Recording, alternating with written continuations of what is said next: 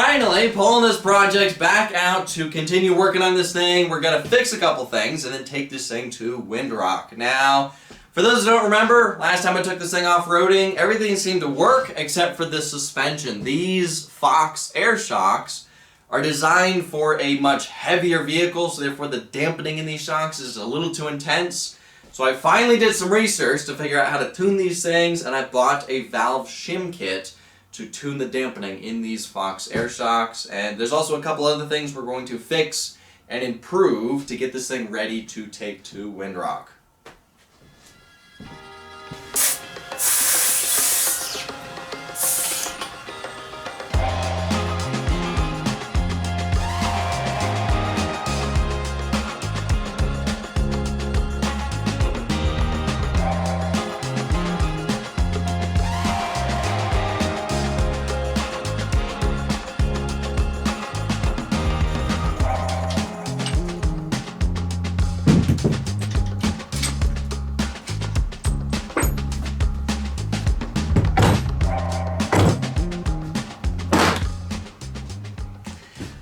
Alright, so this I bought from Poly Performance. This is a Fox valve shim kit. Here's the number for it. If you guys can't see that, I'll put it on screen. This is basically an $800 box of washers. Hopefully this works, and hopefully I didn't waste my money on this. These are basically just different sizes, different thicknesses of washers, and hopefully we can adjust the dampening in these shocks by just adjusting the size of washers and all that kind of stuff. Now, I asked the guys at Poly Performance, like, you know, if I tell you the weight of the vehicle, can you like because Poly Performance, they sell this kit for 800 bucks. They also sell individual valve stacks for like 13 bucks, and you need 2 of them for each shock. So that was a way cheaper option, but the thing with that is I would have to know what shim stack I need. And I asked the guys, like, if I tell you the weight of the vehicle, and like the weight of the rear versus the front of just the frame and everything, can you guys like recommend a valve stack that I need? And the guys basically not really. It's basically just trial and error to figure out what it needs. Like, try this valve stack, see how it works, ride it for a little bit, see if it needs more, see if it needs less, and just basically just trial and error. So that's why I had to buy the kit. So let's take these things apart. Let's figure out what shim stack is in here and just replace them with thinner shims and try it and see if it works.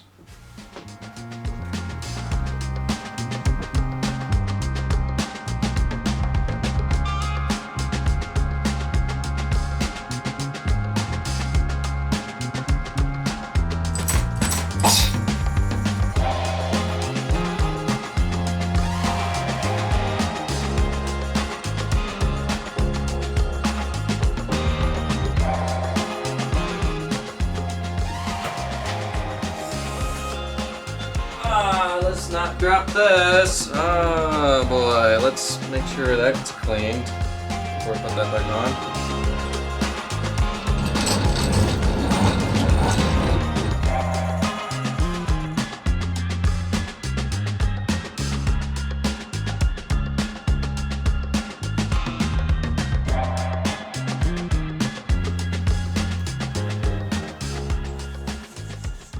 Now, if that looked like I knew what I was doing while taking this thing apart, it's because this is actually the second one I've taken apart. I'm working on the 2 front right now.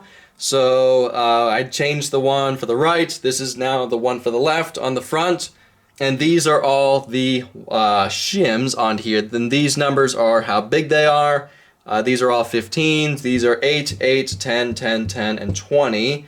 And 8 means 8 thou thick. So yeah, 8 thou thick. So these range from 8 thou to 20 thou, and 8 being the smallest in this kit. So I'm completely guessing at what I should change these to. So with these being all 15s, we're going to replace these with 8, 10, 10, 15, and 15.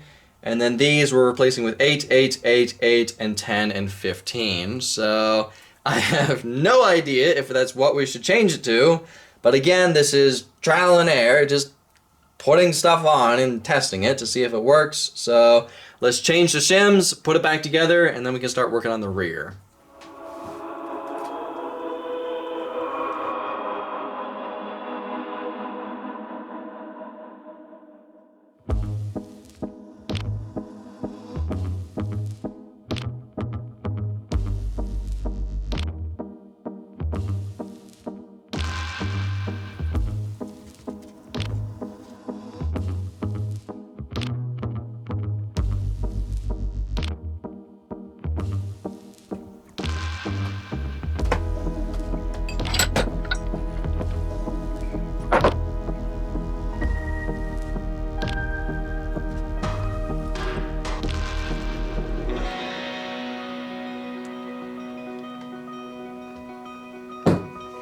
So if you guys remember, when I was first playing around with the suspension, I actually drained a little bit of oil out of these shocks, because somebody told me if I drain a little bit of oil, it should soften the suspension, and it kind of worked, but I didn't drain that much. I only drained a little bit, and you could kind of see before I filled this back up, you can kind of see that it was low by a little bit. So I just wanted to top this back up and just verify that there's the right amount of oil in this.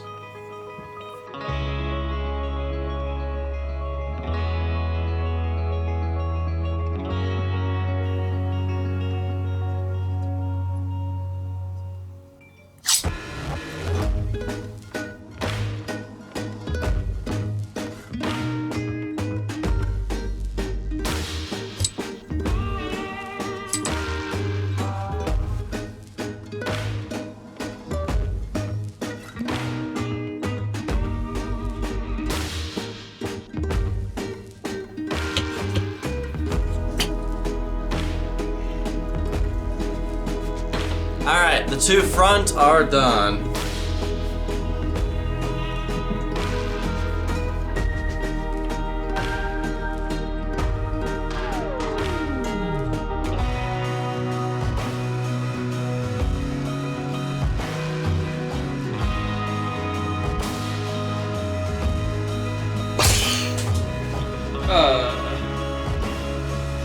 Nice.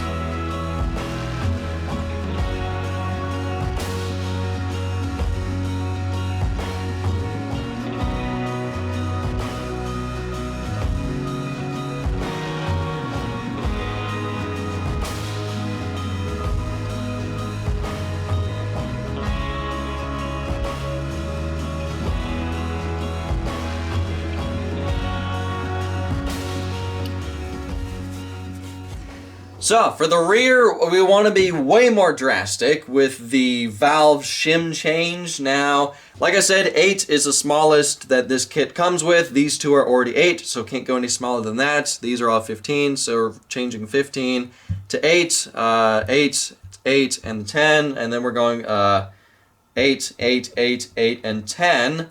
Now, I don't think that's going to be enough, so what I'm doing is I'm going to be not including the second shims in both of these shim stacks. Now, can you do that? I don't know. We're figuring this out as we go along. We're just trying things because I don't think if I leave these in and just change these to 8, I don't think that's going to be enough. So if I leave these out, maybe that'll be enough. So I guess let's just try it. And worst case, if it's not enough, or if it's too much, we can always take these things back apart and try a different configuration.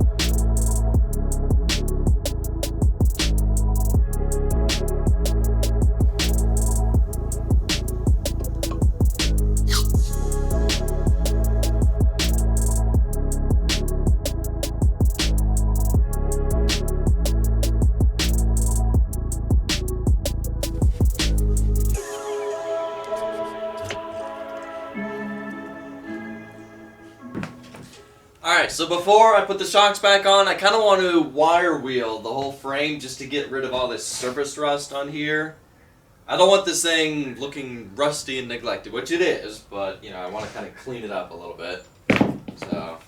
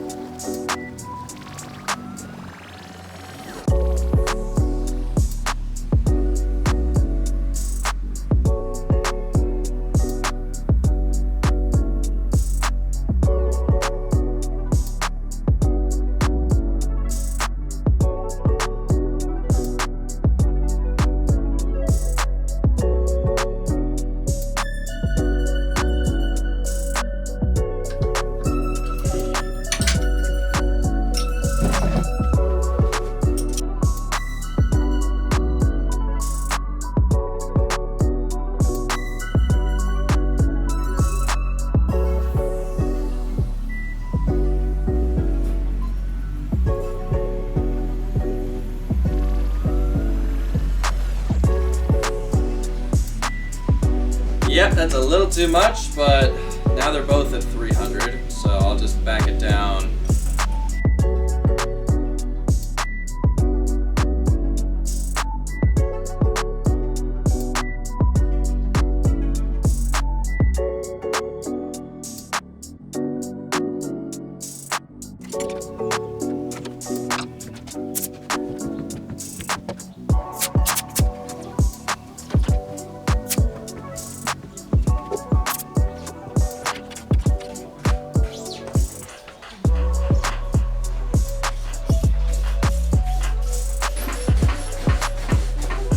Better.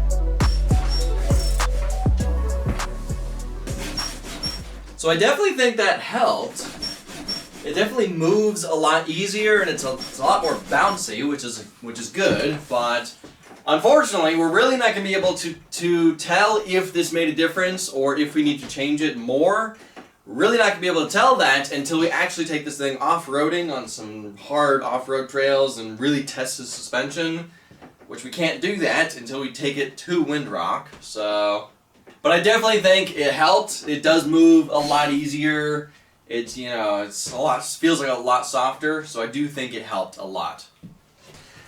Now, there's still a couple things we need to do to this to improve it. Now, one of them is solving the issue of this thing having a manual clutch. Now, having a manual clutch for an off-road rock crawling vehicle is not the end of the world. It just makes it a bit of a challenge to climb hills and everything, and it's, you know, especially if I have to stop on a hill, I'm holding the clutch in, holding the brakes in so I don't roll backwards, and I also have to somehow rev the engine a little bit, but not too much, to let the clutch out while holding the brakes. So it's a little bit of a challenge to do that. Now, they do make a recluse clutch for this engine, but those are like $700 or $800, and I really thought about buying one for this engine to solve this issue and make this semi-automatic. But there's actually a second option, a much cheaper option to solve this, and that is simply to add a second throttle on the hand shifter for the engine. So therefore it has two throttles, the normal foot throttle that revs it to full RPM, but also have a hand throttle. We don't need to go full throttle with this. Just half throttle or like quarter throttle is good enough. It's just enough to rev the engine up a little bit so we don't kill the engine while letting out the clutch. And so that's a lot cheaper of an option. We can just simply put a lever on the shifter for the engine and then wire it up to the foot throttle. And that solves that issue. It's a lot cheaper than buying a recluse clutch.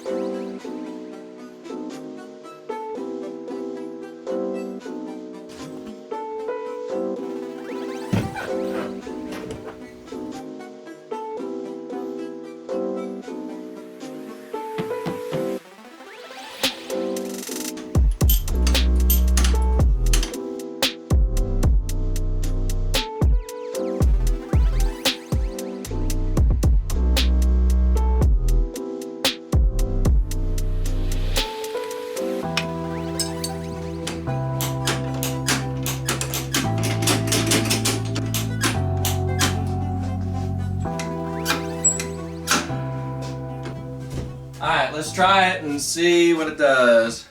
This battery is completely dead. I've tried charging it and it just won't hold a charge, so I'm definitely going to need a new battery for this thing. Right now I'm jumping it with this Noco EcoBoost thing I got on Amazon. This thing works pretty good.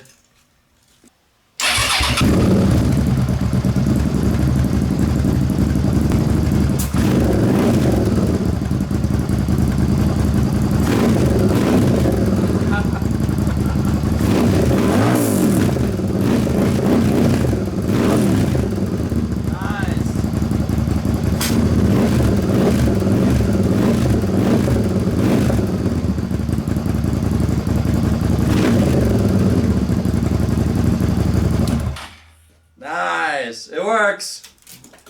I forgot how amazing this engine sounds.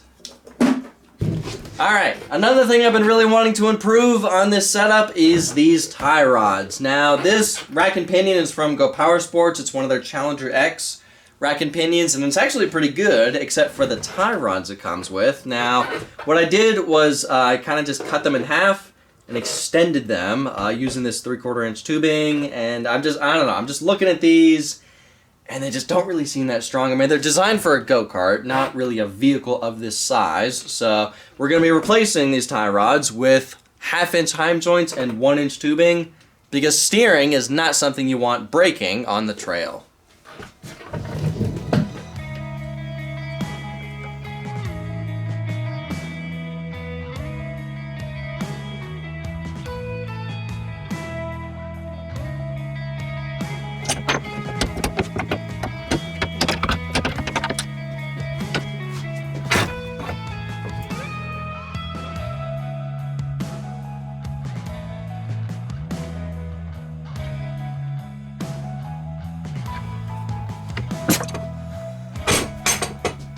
Oh, ah, that was right on my finger. Ouch.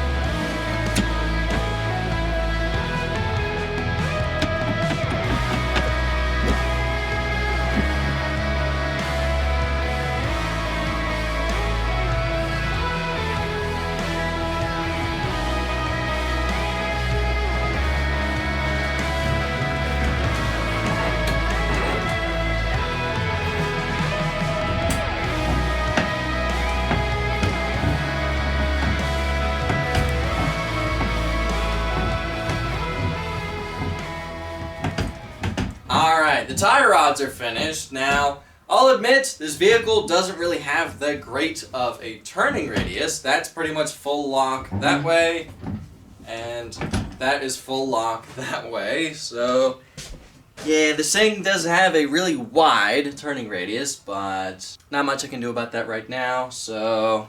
Now, I do believe that Windrock allows for night riding, or at least riding at dark or something. Also, I'm going to be there on 4th of July, so maybe we'll ride up to the overlook and be able to see some fireworks, hopefully. So, this thing needs some headlights so I can see where I'm going in the dark. Now, I've had these lights. These are just cheap eBay lights that I've had for a couple of years now, and they've just been sitting on my shelf. So, I'm thinking of adding them right here and right here. This is pretty much a good spot because it'll be well protected. I think that'll look pretty cool. As well as, I'm also thinking of adding a light bar on top, because if it's an off-road vehicle, then of course it needs a light bar.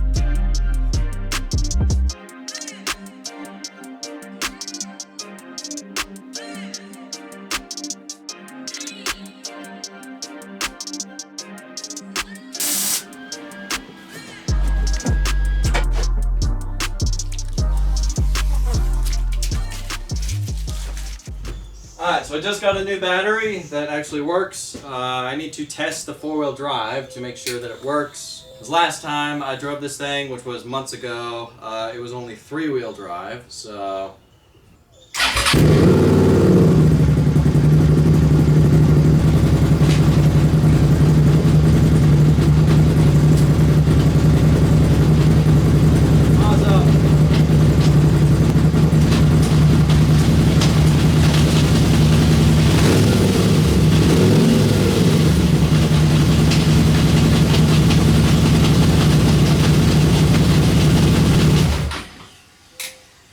Awesome! 4-wheel drive works. Battery works. Alright, let's wire the lights up.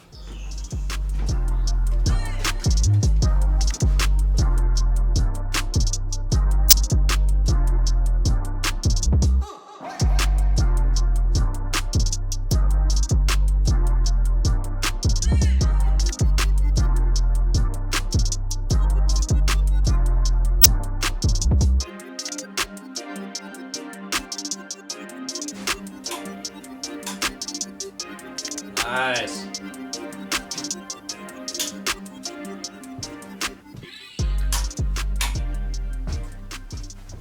So let's see it with the lights off. So, wow, look at that. Holy crap.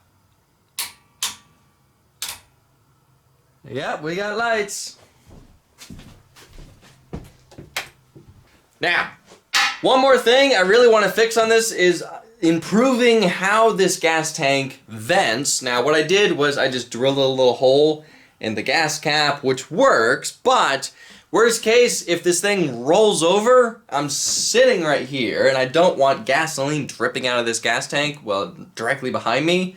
So I'm gonna weld this little bung with this fitting on here into the gas tank, so therefore we can run a hose up the frame, over, down the frame, around the frame, so therefore, worst case, if this thing does roll over, it's not going to spill, hopefully. And I'm also going to weld this shut, so therefore there's no hole in the gas tank, or the gas cap. So, also, I really want to improve how this gas tank is held into place. Right now, it's just held with a zip tie, and it's not really the best way to do that. So, let's drain the gas out, let's weld this in place, and also improve how we hold the gas tank in place. Woo! Oh, wow. Yeah, this smells like varnish. I'm surprised this thing runs with how old this fuel is, but I've always been curious, how old can fuel get before it goes bad?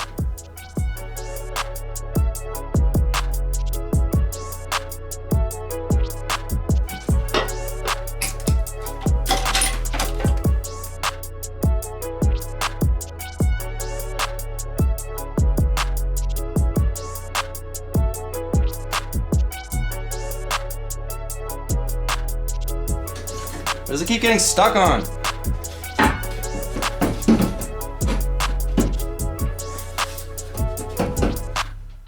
What the fuck?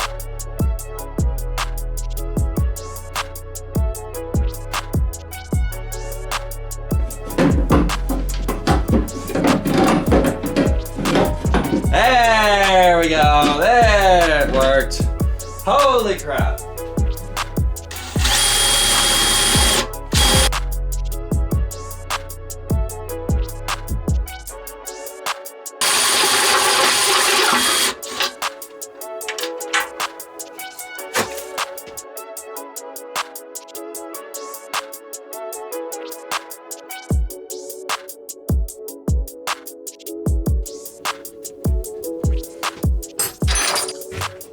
Alright, so I'm gonna fill this thing full of water so it doesn't blow up when I weld on it. I hope I don't dump this everywhere.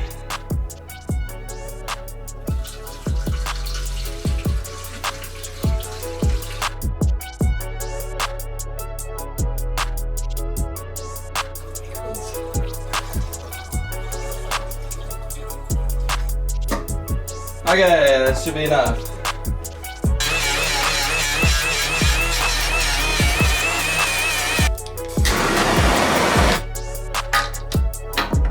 See if it ignites.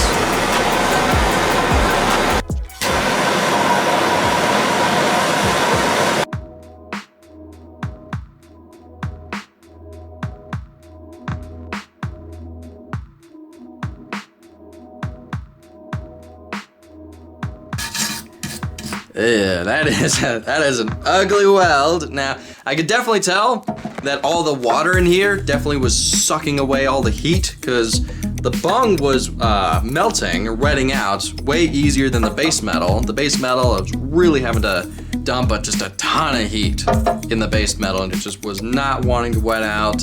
So yeah, that was definitely not pretty, but all we needed to do is just not leak.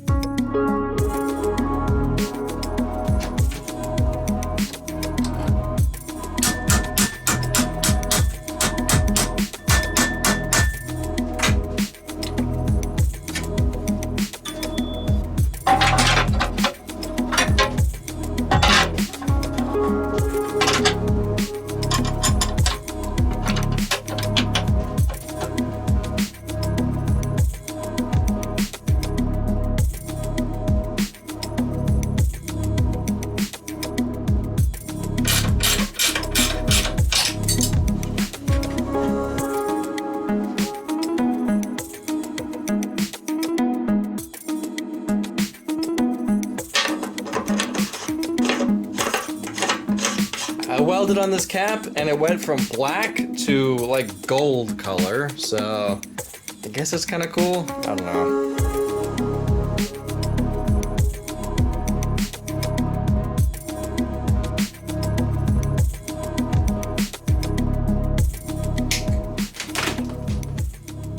So what I'm thinking is the part of the vent that is the highest position, as long as there's always, no matter what orientation the frame is, as long as there's a part of the hose that is higher than the gas tank, then it shouldn't spill, right? I don't know. Basically, we moved where it leaks out from here down to here, so will that make a difference? I'm not really sure.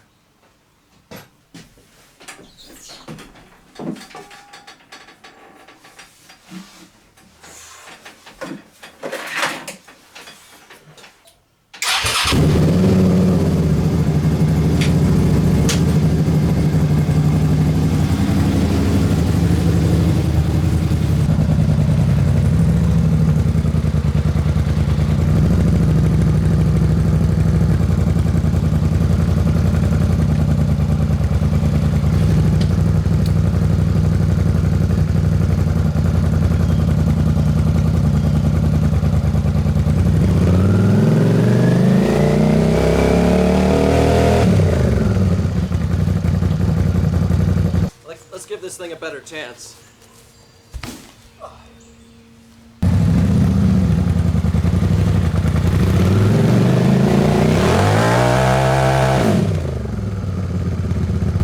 Why isn't this one going into four-wheel drive?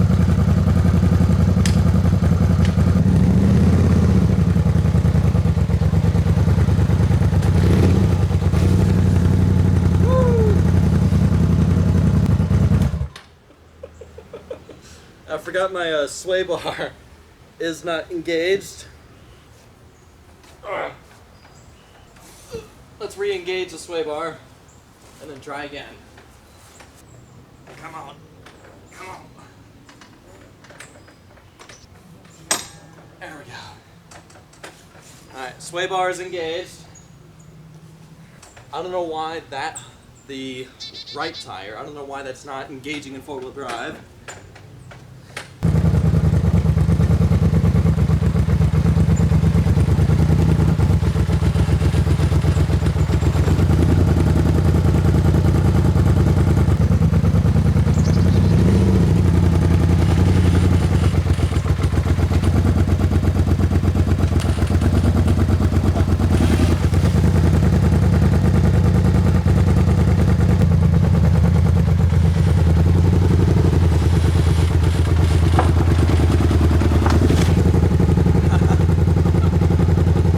I just want to see this thing climb something before we end the video.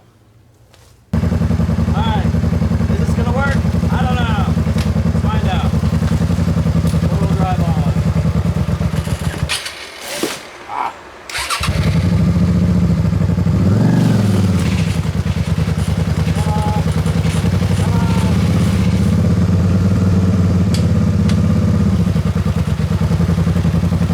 gonna have to give this thing a helping hand.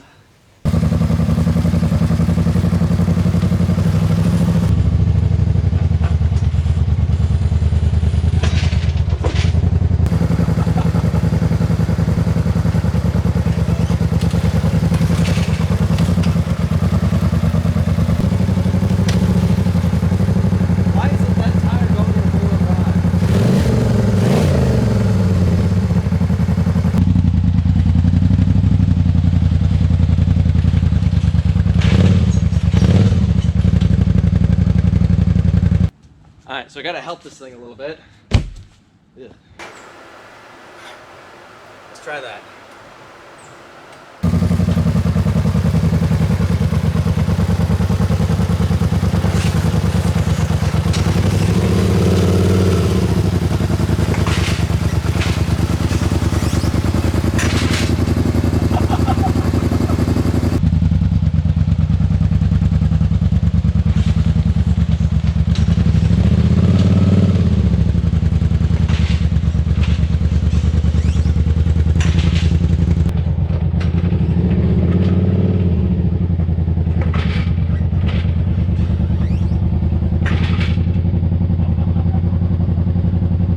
There we go. That made it happen. Are we squashing anything? Ah. There we go. Nice. Look at that. Yeah, it needed just a little bit of help. A little bit of help. Just to get onto the, Alright, I got all my pictures. Got a good thumbnail, hopefully. So,